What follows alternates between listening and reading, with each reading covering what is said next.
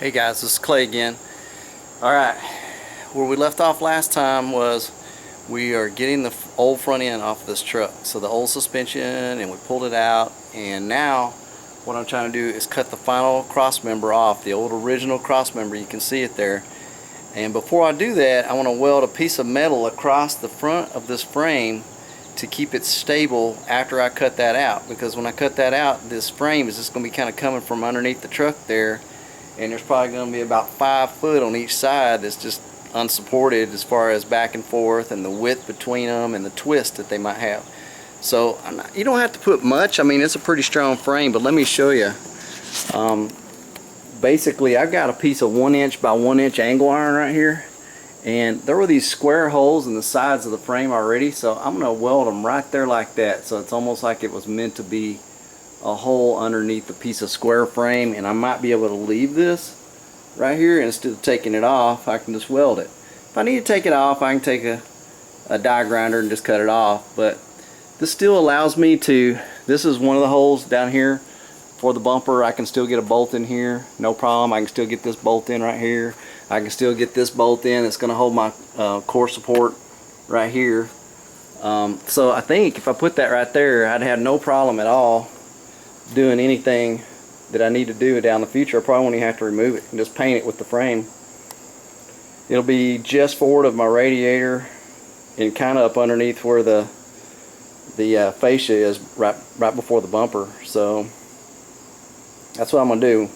So I'm gonna get to welding that right now. I got my welder here. I'm all set up, everything's shined up so it has good conductivity, and I'm just gonna hold that up there and tack that side and get started.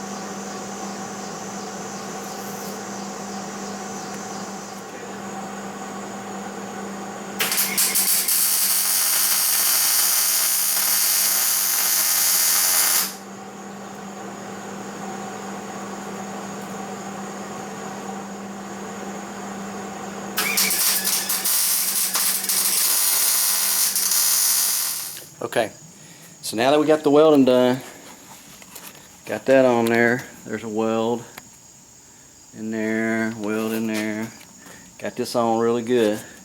Now what I'm going to do is, this is an inexpensive kind of Ryobi saw. I think I bought this for 50 bucks just for cutting on a job. I was building a shop one time, and I needed to cut a lot of rebar to get the concrete ready, get ready to pour the concrete. So I bought this, and I just put a metal cutting blade in it, and it worked real good. I was cutting a lot of rebar with it. So what I'm going to do is use it, and I'm just going to, it's hard to do while I'm filming, but I'm going to put this on a, and this will keep me going real straight. I'm just going to go right next to that frame right there and just cut the top of this cross member, and I'll go over there and I'll do the same thing. I'll cut it all the way across the top.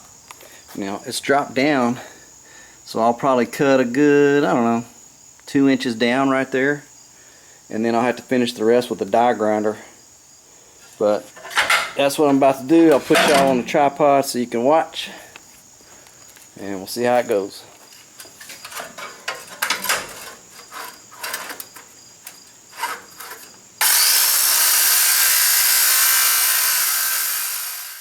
Okay guys, right here what I did was I started pushing this saw, but I'm not putting a lot of tension on it.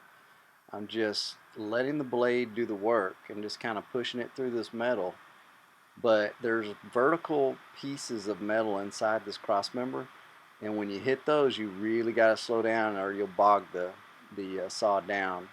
And you really don't want to overwork the saw. It'll just get hot. It's already got these hot sparks blowing around on it. So here in just a little bit, you'll see I kind of stop and let the saw cool off a little bit, and just take your time. But you're just keeping a nice steady pressure on this thing. You're not over pushing it, and just letting the saw do the work.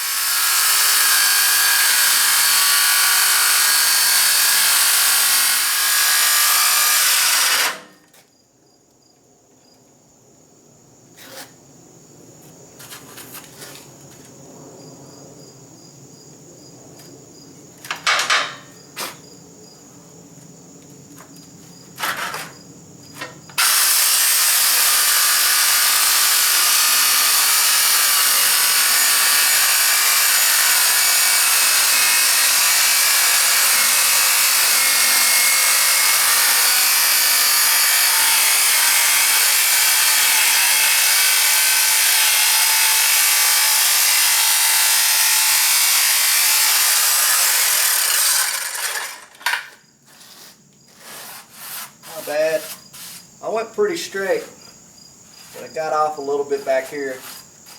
That's not bad though. There's a couple of vertical pieces in here I had to cut through, so that's why you heard it slow way down for a little bit. But that took a lot of the work out of it right there. That'll help. Now this side.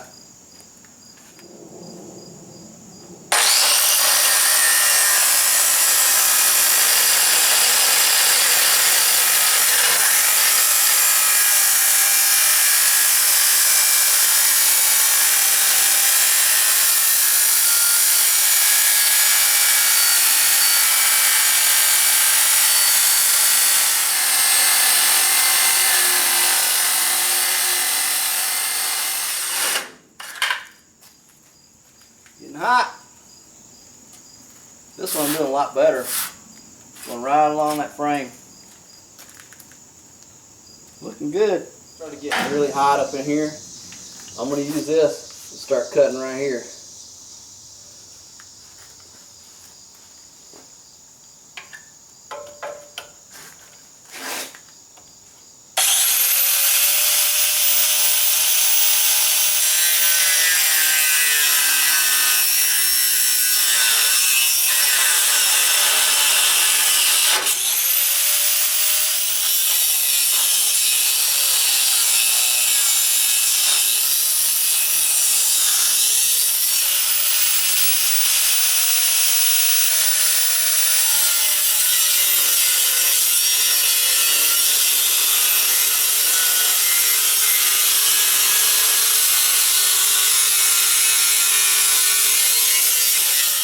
Because getting inside here is rough. I'm going to have to kind of go like this. And it's going to be throwing them up high. Let's try it.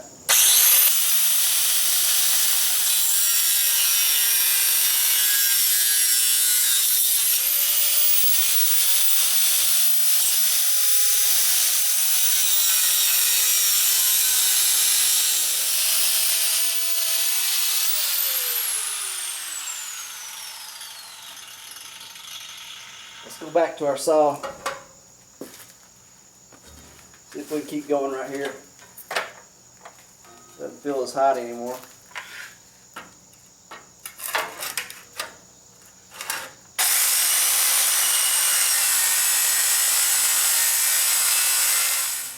Alright, that saw did pretty good.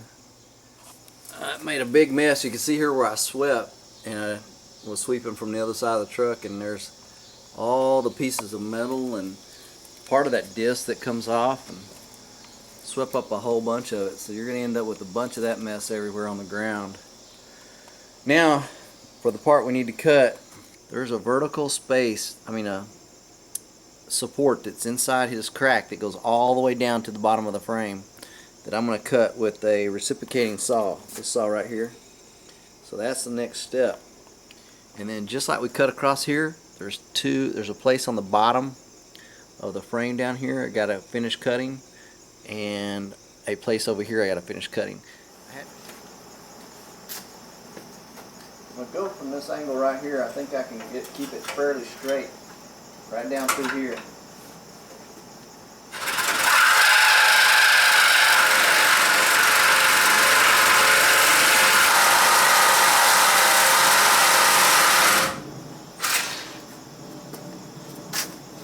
I cut down about 3 inches right there. It didn't look like I was moving much, but I definitely got going on that vertical piece. And I'm almost thinking now I might be able to go from below and keep going. I should be able to get right down here and kind of come from it this way. Yeah, I see the cut. Let's see if I'm getting that same cut, and I'll just keep coming.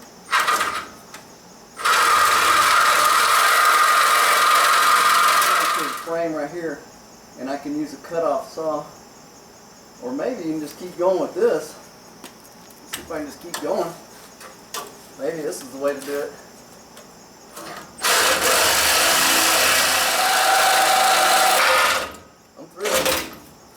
I'm through on that. So now I only have this back part of the frame. right there. So I'll just keep going on it right here.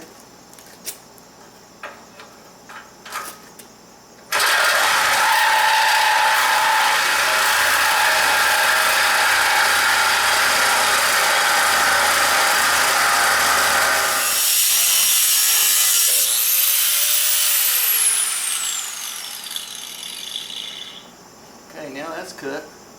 So all I have is this back area right here on both sides. I don't know if you can see exactly where I'm cutting, but it's on the back side of that frame. I'll take the second camera and get over there. Alright, right in here is where I got to finish the cut. I got to cut down right here and into this hole, and then in out of that hole and just right there. That's it. On that side and on this side, you can see all I have to do is I've already got this cut right here going. You just keep going down until right there, and I'll be done. So I'm going to finish that, and then you'll see how I drop it out. I'm moving y'all back out here because you need to see how I'm going to brace this up while I cut it in place. Right there.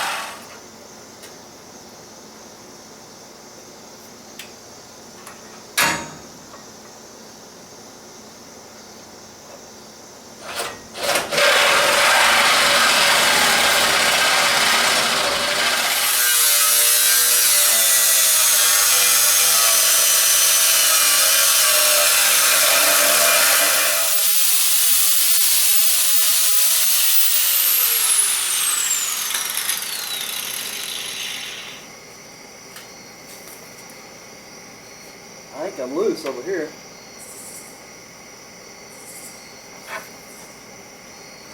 Yeah, this side's loose. That side's got a little cut to make. And I think I probably could get it out.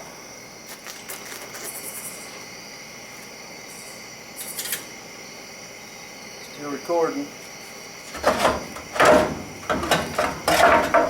Yep. It's out. That big centerpiece is out. Right there.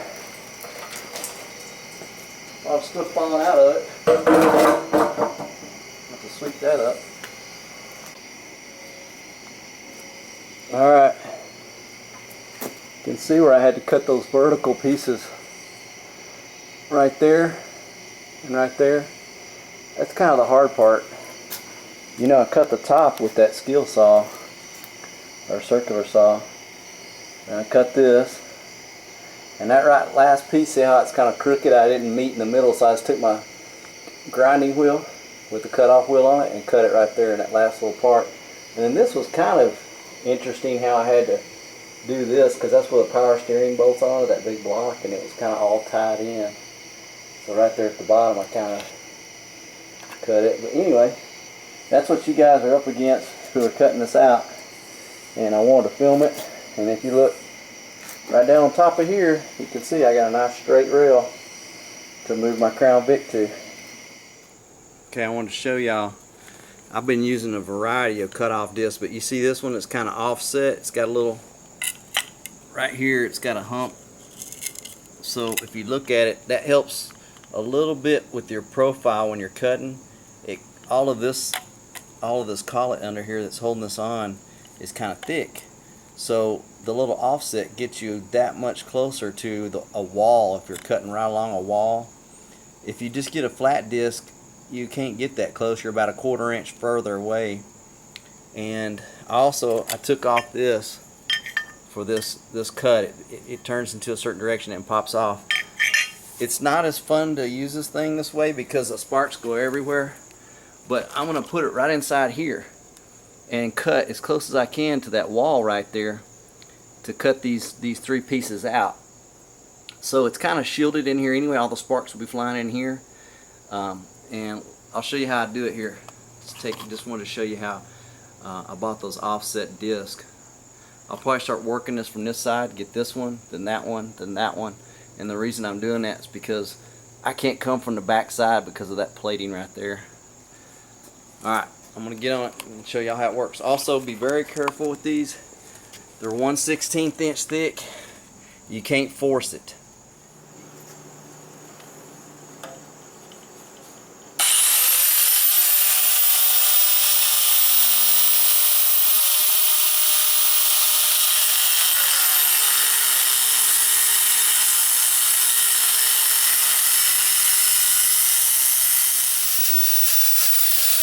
Cut all the way top to bottom. The first one. There's a little relief at the top and the bottom that you can fall into. So now the best way to do this is to start cutting right here. You got to cut this off. And just start cutting into this weld. It's not going to be in your way.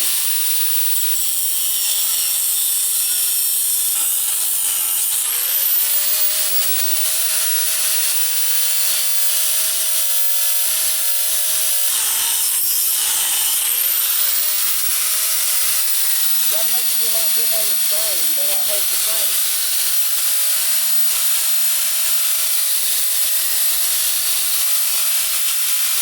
So I'm going to start cutting this next one.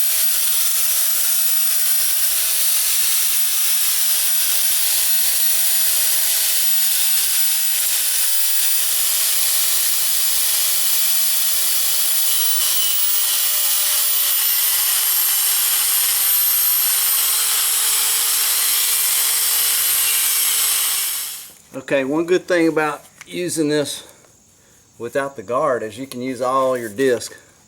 That's about as low as I can take that one. It's kind of starting to come apart. But it held up all the way to there. And you know, for a close-up of what I'm doing, you can see I kind of undercut in here trying to cut this weld. I cut back here vertical until I popped through at the top and I popped through at the bottom. On this one I started getting kind of crooked and I didn't hit my little relief right there, so I'm going to have to bring a Sawzall and get that. And then I didn't start, let's see, did I start on this one yet? Yeah, I did start on this one as well, and I popped through at the bottom right there and at the top, I think. No, I didn't quite make the top because I started hitting the frame up here. So I'll cut that with a Sawzall.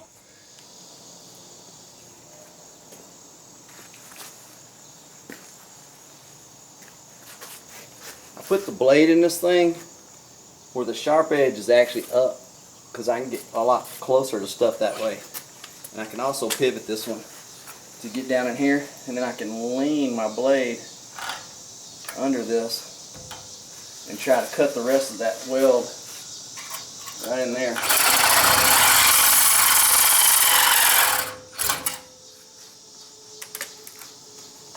It's not so nice. Let me get a hammer and hit that. See if I can get it to start getting up out of my way. You really do.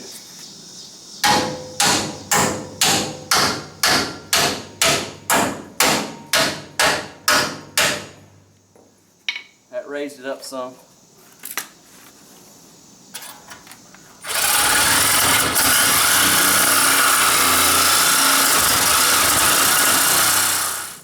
have to sharpen my, give me a new blade.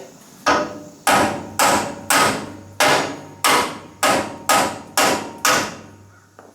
to break that weld.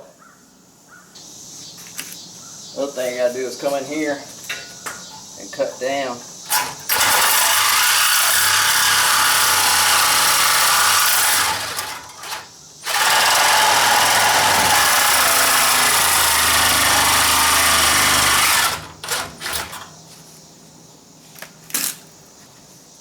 I may have to take and just go right across here with it.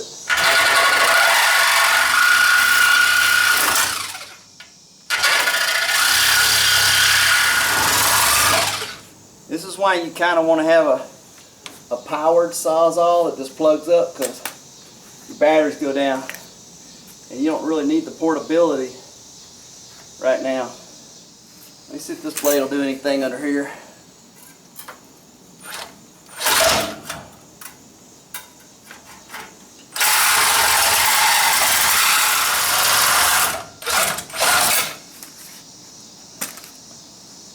I can't see if I... Oh yeah, I broke through on that. So that's good. Now if I can just get this to let go right here, I can pull all these pieces out after I cut it across. So let me get that other blade in another.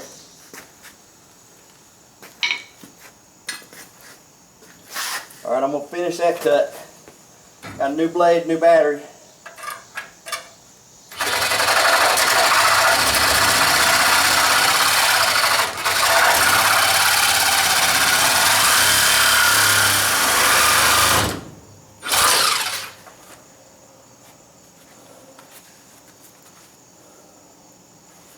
Hopefully I got that all the way down.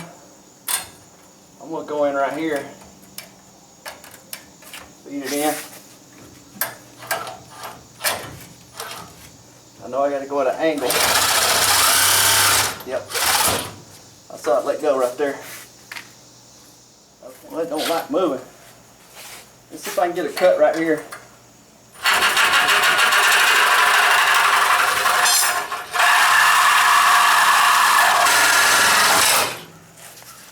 Yep, cut that.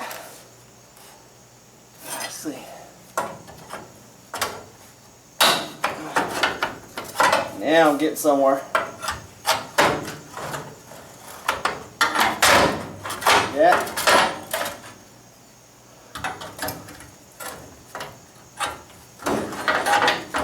You just gotta get mean with it.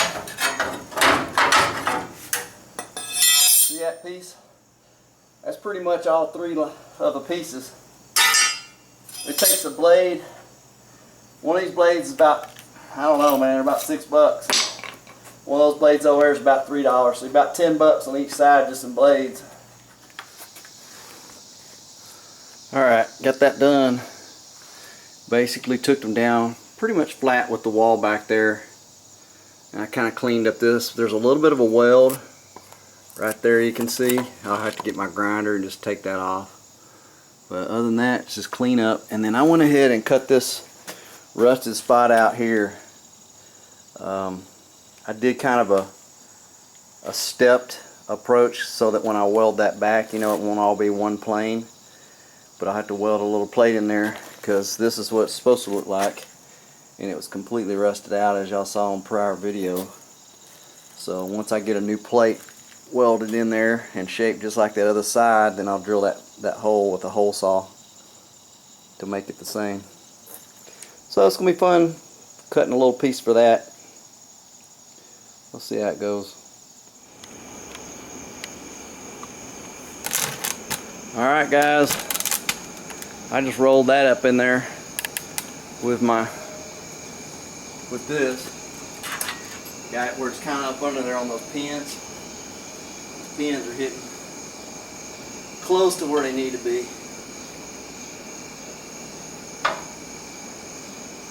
So it's kind of a look at how it's going to look.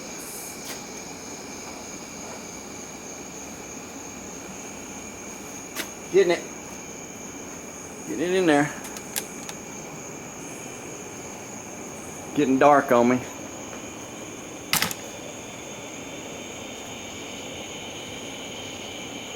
Way in the air, let me tell you.